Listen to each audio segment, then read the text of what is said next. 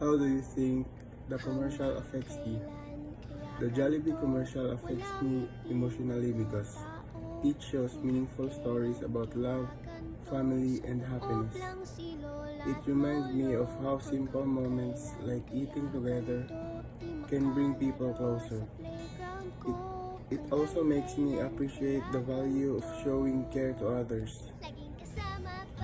What do you think are the positive and negative impacts or effects of the commercial to the viewing public? The positive impact of the Jollibee commercial is that it promotes love, kindness, and Filipino family values.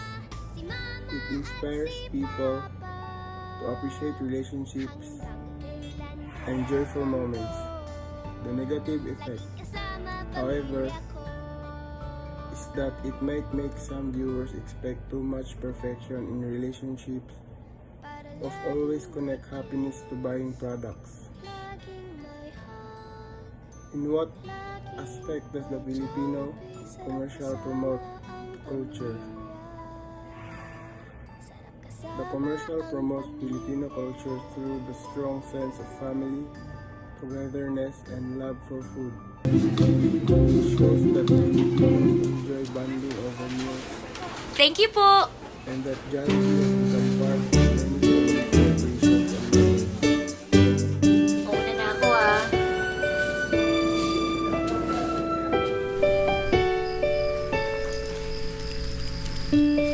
Mano po, Lola?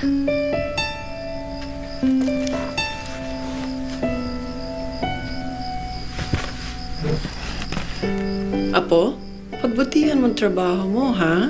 Kung kinakailangan na nandun ako parati. Hanggat kaya ko, susuportahan kita hanggang maging manager ka.